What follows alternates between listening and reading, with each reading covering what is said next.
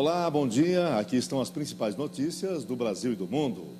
O ministro da Saúde, Arthur Quiorio, disse nesta segunda-feira que o Brasil não vive uma situação de epidemia de dengue neste ano, mas de elevação no total de casos, e que o maior número de ocorrências seria resultado da crise hídrica e do desarmamento de ações de combate à doença por parte da sociedade.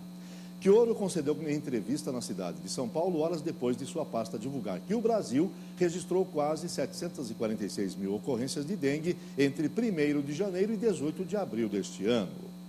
O total é 234% maior em relação ao mesmo período do ano passado e 48% menor em comparação com 2013, quando na mesma época foram notificadas 1,4 milhão de ocorrências da doença. Nós tivemos uma epidemia de maior proporção do que a que nós estamos tendo este ano em vários estados no ano de 2013. Se a gente comparar os dados de 2013 com os de hoje, nós ainda temos uma redução de 48%. Em 2013, nós já tínhamos 1.452.000 casos. E esse ano nós tivemos condições climáticas que favoreceram o início da epidemia antes, do número de casos antes. Houve um adiantamento. Nós tivemos o problema da crise hídrica, que fez com que algumas localidades a população fizesse armazenamento de água sem as devidas condições de proteção. Em 2015, foram confirmadas 229 mortes causadas pela doença nas primeiras 15 semanas do ano, um aumento de 44% em relação ao mesmo período de 2014. A incidência de casos no Brasil para cada grupo de 100 mil habitantes é de 367 infectados, índice que para a Organização Mundial da Saúde, a OMS,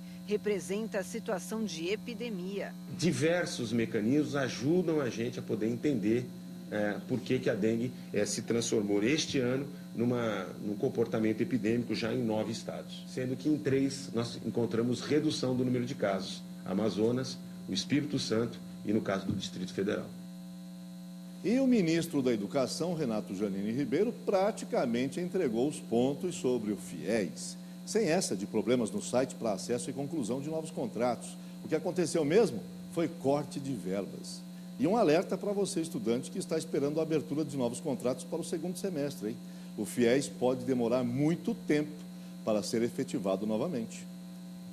De acordo com o ministro, já está esgotado o orçamento de 2015 para novos contratos do Fundo de Financiamento Estudantil.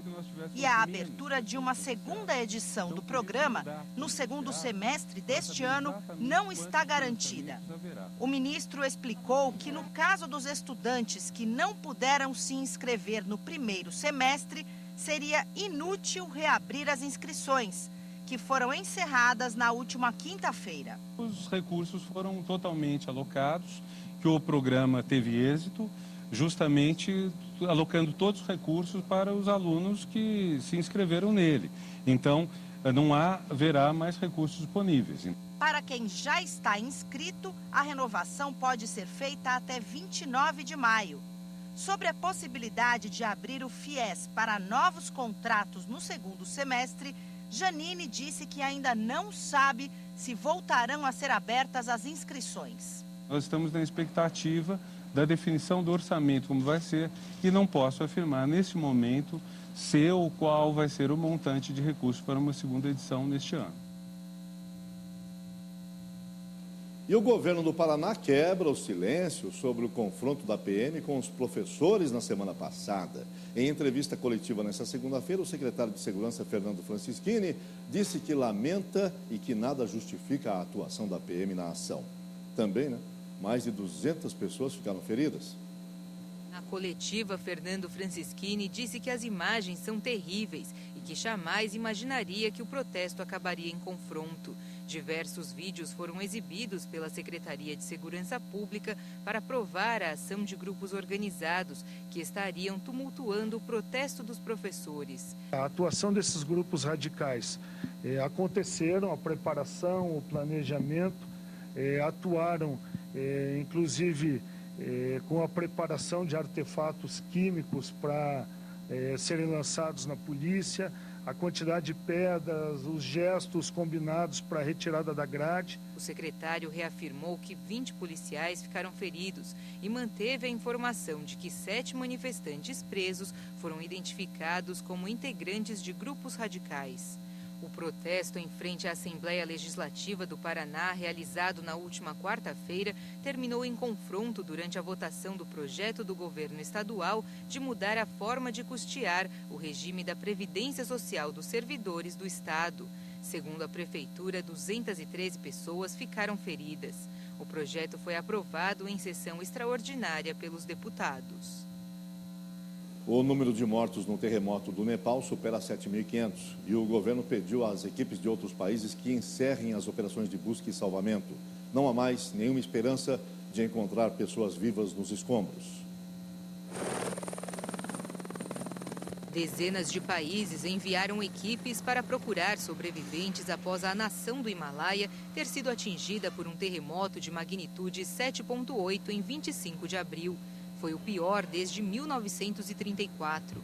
O governo do Nepal acredita que os trabalhos de busca e salvamento estejam praticamente concluídos. O terremoto matou mais de 7.000 pessoas e feriu mais de 14.000. Nesta segunda-feira, a polícia e voluntários locais encontraram os corpos de cerca de 100 montanhistas e moradores soterrados por uma avalanche desencadeada pelo tremor em um distrito remoto. As equipes estavam cavando através da neve e do gelo, em busca de dezenas de desaparecidos. Muitos países se comprometeram a enviar o dinheiro necessário para reconstruir casas, hospitais e edifícios históricos. Pelo menos 214 mulheres que estavam sob o poder do Boko Haram foram libertadas pelo exército nigeriano e estão grávidas. A informação foi revelada pelo diretor executivo da ONU. Após a divulgação da ONU, o site de notícias africano Al Africa afirmou que esse número pode ser bem maior e que uma enorme parcela das resgatadas estão grávidas. Segundo dados da Anistia Internacional, mais de 2.000 mulheres já foram sequestradas pelo Boko Haram desde o ano passado. Na última semana, o exército nigeriano promoveu uma série de ofensivas contra o grupo e libertou mais de 700 pessoas, em sua maioria mulheres e crianças com quadros graves de desnutrição. Segundo as sobreviventes, muitas foram mortas por apedrejamento por integrantes do Boko Haram nos últimos dias, quando o exército se aproximava para resgatá-las. O próprio exército também teria causado mortes ao atropelar mulheres e crianças durante algumas das operações. E para encerrar mais um fato internacional, o grupo jihadista Estado Islâmico reivindicou, através de sua emissora de rádio, o ataque realizado domingo contra um concurso de caricaturas sobre Maomé, no Texas, sul dos Estados Unidos. O tiroteio durante o concurso de charges do profeta Maomé deixou 2 mortos no Texas neste domingo.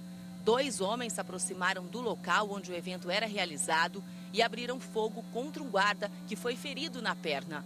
Segundo agentes da unidade especial SWAT que faziam a segurança do concurso, 2 homens foram mortos pela polícia. Cerca de 300 pessoas assistiam ao concurso que defendia a liberdade de expressão. A melhor caricatura ganharia um prêmio de $10.000. Muitos muçulmanos consideram ofensivo o ato de elaborar charges de Maomé. Em 2005, a publicação de desenhos satíricos do profeta em um jornal dinamarquês provocou uma onda de protestos no mundo islâmico. Charges de Maomé também foram divulgadas no semanário satírico francês Charlie Hebdo. Em represália, a sede da publicação em Paris foi atacada em janeiro por atiradores que mataram 12 pessoas, incluindo 5 chargistas. E esta edição termina aqui. Eu volto com outras informações daqui a pouco, às 11. Até já.